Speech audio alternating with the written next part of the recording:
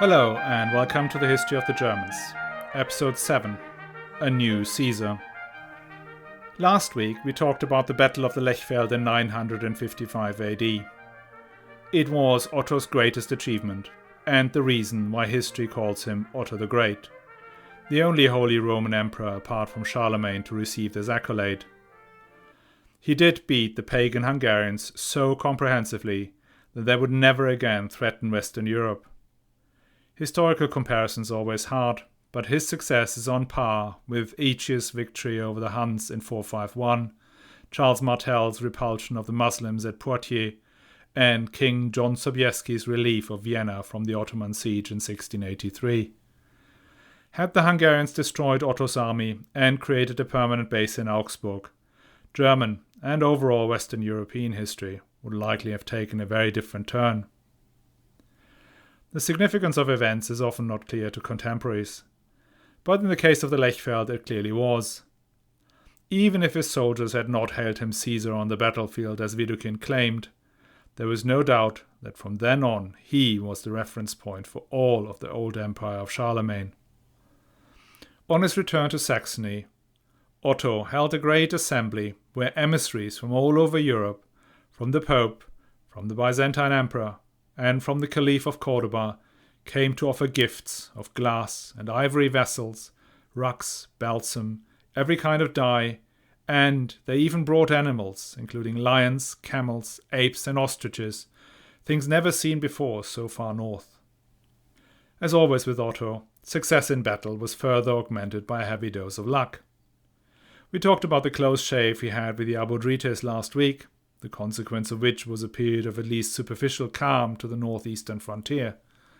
On the eastern frontier, the murder and subjugation of Slavic peoples continued unabated, and was made a lot easier when Otto and Markgraf Gero made Mieszko, the leader of the Poles, a friend and ally.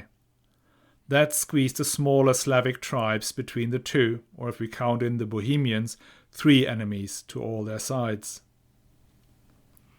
In the north, the Kingdom of Denmark was embarking on its inexorable rise when King Harald Bluetooth unified the tribes. Harald should be known to our British audience as the father of Sweyn Forkbeard and the grandfather of King Canute, who ruled Denmark, Norway, and England. In the 950s-60s, Harald is understood to have converted to Christianity, either as a result of a lost war or because of a miracle performed by a certain Poppo, who carried a red-hot iron bar over a distance without suffering any harm. I leave the choice to you, but to me probability of battle success seems higher than safe manhandling of scalding metal. In any event, Harald held the peace for the next couple of years or so, and the Archbishop of Hamburg-Bremen received ecclesiastical authority over the church in Scandinavia. What Markgraf Gero was to Otto in the east was his brother Brun in the west. You may vaguely remember that Otto managed to have his little brother Brun elevated to be Archbishop of Cologne at the beginning of the war against Ludolf. And just before the end, when Conrad the Red had bent the knee and lost his duchy of Lotharingia, Brun also became Duke of Lotharingia, making him the first Archduke in history. Brun was in all and every aspect the opposite of his brother Henry. Brun used his enormous resources and extraordinary intellectual capabilities to grow and strengthen the kingdom, rather than just himself. During Ludolf's rebellion, Brun had tried multiple times to reconcile father and son, to no avail. But now that the civil war was over, he spent most of his time and effort on keeping the Western Front calm. Lotharingia was a notoriously hard-to-manage duchy. Its counts and bishops were acutely aware that they could count on French support in case of a rebellion. Conrad the Red never managed to bring the Lotharingian nobles in line. His biggest opponents were the Reginars, the family of the old Duke Gilbert. The Reginars also rose up against Brun when he took over, but made one fatal mistake of irritating the King of France at the same time. They stood no chance against the combined force of Brun and the King of France, so scuttled back onto the castle they had come from. After that, nobody challenged Brun, and he created two new sub-duchies, Upper and Lower Lotharingia, and he gave those to senior members of Lotharingian families loyal to the Ottonians. And then luck struck double, when both King Louis IV of France and his important magnate Hugh Capet, called Magnus, died. Their respective sons were both 15, and their mothers were both sisters of Brune and Otto. And at that point Brune became the de facto controller of the Kingdom of France. What made Brune really significant in German history was his administrative reforms. He created a ducal chapel attached to himself where young and promising clerics prepared important documents and deeds. It was, in a way, the first chancery. These young clerics, once trained up and of proven loyalty to Brune, would be positioned into the bishoprics of the archdiocese as a pillar of both the temporal and the spiritual control of the duchy. That system would later be taken on by Otto for the whole of the realm, and we will talk about it in a lot more detail in a separate episode. For now, just remember Brune, smart guy who invented the Chancellor. With all and everything now consolidated in the east, north and west, Otto can now realize his true ambition: go to Rome to be crowned emperor.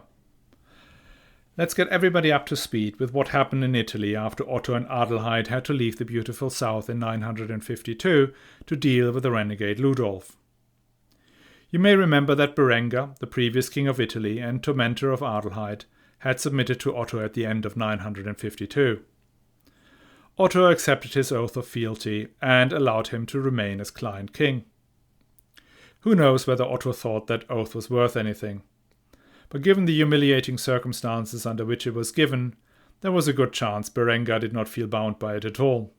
So, to no one's surprise, when between 952 and 955 Otto was busy with family issues, Hungarians and Slavs, Berengar went back to the capital of Italy in Pavia.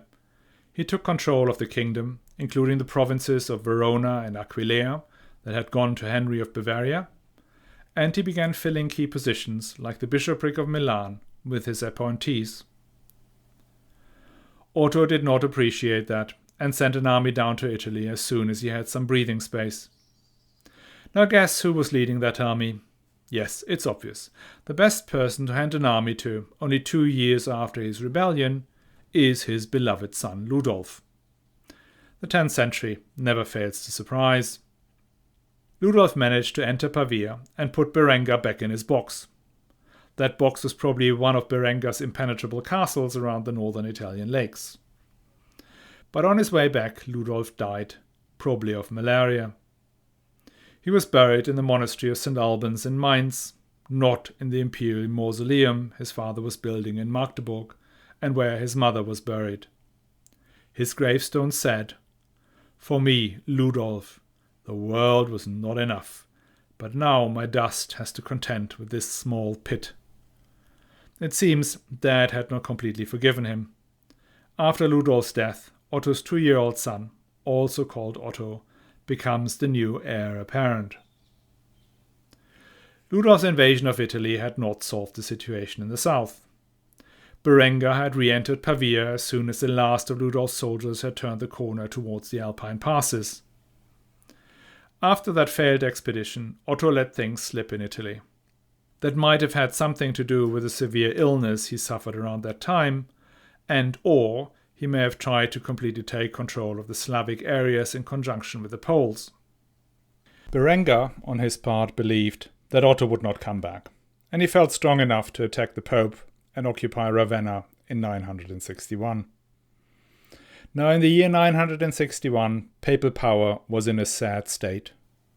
The papacy had become hostage to 2 Roman aristocratic families, the Crescenti and the Theophylacts. These guys were in the habit of putting popes on thrones and toppling them right afterwards at a vast rate of knots. In the early 900s, they managed to go through no less than 6 popes in 7 years, few of whom died in their beds. By 911, Mariuccia, the daughter of the Count of Tusculum, had become the head of the Theophylact clan. As common with powerful women of the time, she was described as a shameless strumpet who was the sole monarch of Rome and ruled it like a man. There might, however, be some truth in that slur, as she managed to be the mistress of Pope Sergius III, the murderess of Pope John X, the mother of Pope John XI, the grandmother of Pope John XII, and ancestor to a further 4 popes.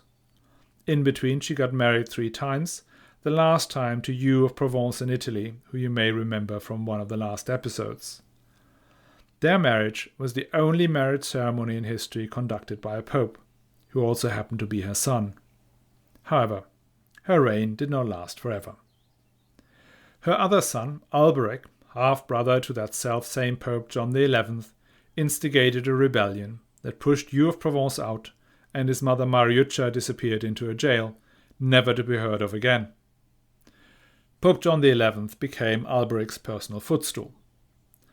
Alberic reigned Rome for the next 20 years, appointing and dismissing popes at will.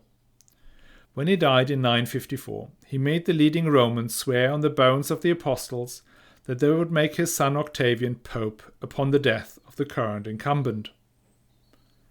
And surprisingly, that is what they did.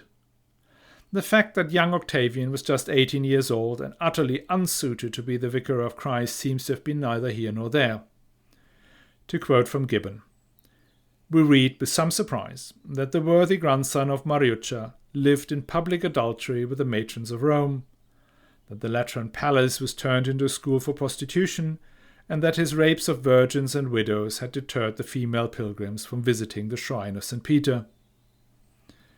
He seemed to have been some sort of mini Heliogabalus, who gambled away the fortune of the curia and enjoyed, even promoted, chaos wherever he could.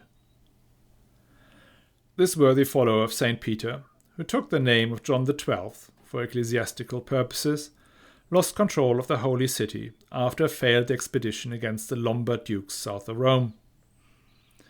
Berengar saw his weakness and pounced. In fear of his life, Pope John sent envoys to Otto asking for help against Berengar's incursions into his lands. In exchange, he offered the only thing he had to offer, the imperial crown. Everything was now in place. Otto not only had his back covered in Germany, he was in all but name emperor in the same way as Charlemagne had been emperor. This gap between image and reality had to be closed.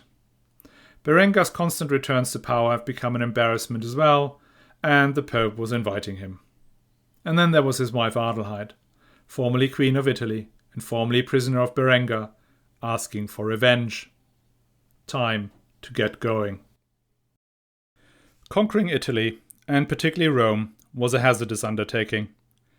Apart from the risks of battle, the much bigger danger was disease. Malaria had been present in Italy since at least the 3rd century and had remained endemic until 1949. In 1882, when they did the first health survey for Italy, they estimated that about 2 million out of the 30 million Italians had malaria, and 15,000 to 20,000 died of it every year. At a mortality rate of 710 per million, that was higher than the UK COVID mortality rate today. In the 10th century, it must have been a lot worse, given that nobody knew about quinine, about hygiene, or had any other medical expertise. The worst affected area was the coast between Florence and Naples, with Rome at its centre. Rome was the by far most dangerous city amongst the large Italian centres. In the 1880s, the province of Rome accounted for 1/6 of all malaria deaths in the country. The cause of malaria was that the water that came down from the Apennine Mountains could not drain into the Mediterranean. It created stagnant pools all over the Maremma in Tuscany and the Pontine Marshes south of Rome, where the mosquitoes could breed.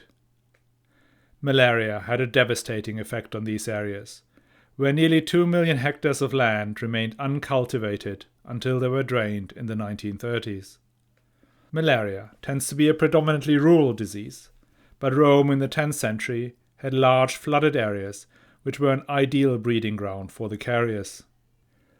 What all this means is that going down to Rome in the 10th century meant you took a big gamble with your life, in particular when you got stuck there over the summer. It is not a coincidence that Charlemagne got crowned at Christmas. The combination of malaria risk and alpine snowfall patterns meant that the traditional progress of the Holy Roman Emperor to Rome had a set seasonality. They crossed the Alps in the summer, and then waited in the north of the country until it was safe to go down to Rome, which was typically no earlier than October-November. Once in Rome, the coronation was done quite quickly, and the emperor made sure they were either home or at least in one of the mountainous areas by March. And Otto's trip, which established the tradition, was following the same patterns. In May 961, he held a royal assembly in Worms and organized a reign for his absence. His now 6-year-old son was not only elected, but a week later also crowned King Otto II in Aachen by all 3 main archbishops with all the pomp and circumstance that befits his new rank. Crowning a king, whilst there was still a king alive, was common in Byzantium, but it was a real novelty in the Carolingian realm. This again has to be seen in light of the risks of a trip to Rome. In case Otto would have died, little Otto II would have had a better chance of survival if he was anointed with the Holy Chrism. Being anointed had elevated that kid into the realm of a ruler by the grace of God. Taking him down was a sin against God. On the other hand, had he only been elected but not crowned, deposing him would have just been disregarding the wishes of an old, and by then dead man. Anointed little Otto II might have been, but that does not mean he could run a kingdom. He was left behind under the tutelage of his uncle, Archbishop William of Mainz, who became regent. In August 961, Otto mustered his troops and marched across the Brenner and down to Pavia. As before, Berengar disappeared down to Ivrea as soon as he saw the first German soldiers come over the passes. The Italian magnates, some of whom may indeed have hated Berengar's increasingly autocratic government, opened the doors to their strongholds, as they had done 10 years earlier. Italy was now wide open, but by Christmas Otto was still in Pavia. Negotiations with the Pope seem to have been dragging on. Only after the Pope has been reassured of Otto's and his successors' support against Berengar can Otto enter the Holy City on January 31st, 962. Then, or 2 days later, the 23-year-old Pope crowned Otto and Adelheid in St. Peter's. After 26 years of incessant fighting against obstinate relatives, boasting Frenchmen, duplicitous Italians, resourceful Slavs, and nimble Hungarian horsemen, King Otto I becomes Emperor Otto I, the successor to Charlemagne. This being first and foremost a business deal, the Pope and the Emperor then issue a document called the Ottonianum. In this document, the Emperor acknowledges all territorial claims of the Church, based on the forgery that was the Constantine donation, the donation of Pippin, and then some claims based on who knows what over large chunks of southern Italy and Sicily. In exchange, the Pope confirmed the Constitutio Romana of 824, which stipulates that the selection of the Pope is subject to imperial approval. Now that is clear as mud, since on the one hand it says the Pope owns pretty much most of central and southern Italy, whilst at the same time he has to be loyal to the Emperor as his sort of overlord. It also does not help that the document claims it merely confirms existing arrangements, some of which were just simply fakes. Otto stayed just 2 weeks in Rome, and then got on with the tiresome business of bringing down Berengar. First he subjected Hubert of Tuscany, a powerful count based in Lucca and supporter of Berengar. And then he started to smoke out Berengar's family. They had split up, each defending a different stronghold. Berengar himself defended the castle of Montefeltro in the Emilia-Romagna. Berengar's son Adalbert held out in a castle on the shore of Lago Maggiore, and his brother Guido on an island in Lake Como. Berengar's wife Villa chose the most picturesque place to fight for her life, on the island of San Giulio in the middle of the Lago di Orta. Villa's stronghold falls after 2 months of siege, though she is allowed to leave and joins her husband in Montefeltro. In May, Otto begins the siege of Montefeltro. To say Montefeltro is a tough one is more than an understatement. You can take a look at it on the History of the Germans podcast page on Facebook, and you can see how difficult it must have been. Whilst Otto and his army are sitting outside Montefeltro, he gets wind of some quite unusual goings-on in Rome. We will probably never find out what really happened, but let's start with a report by Luitprand of Cremona. According to him, John XII had returned to his favourite pastime. According to him, Pope John XII had returned to his favourite pastime, wooing the opposite sex. May it be fine ladies who are thin as reeds from dieting, or everyday buxom wenches. Otto felt he had to share some of his views on loose morals in the hope of bringing the young pope back into the straight and narrow. The pope responded by sending a delegation to Otto saying that, thanks to his stern words, he had now changed his habits and was a reformed man.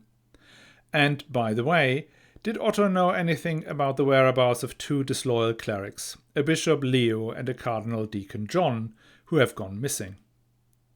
To which Otto said that yes, he was glad of his change, and no, he had not seen neither Leo nor John. However, he had been told that they were arrested at Capua, carrying letters asking the Emperor in Constantinople, the Tsar of the Bulgars, and the Hungarians for help against himself, his fatherly friend and emperor. That allegation, he said, would have been absolutely preposterous had it not been for the Pope's seal and signature on all the letters. A few more delegations went back and forth, exchanging suggestions of mutual treachery, until John came out in the open and admitted Adalbert, son of Berengar, to Rome. Luitprand is extremely amusing, but utterly biased.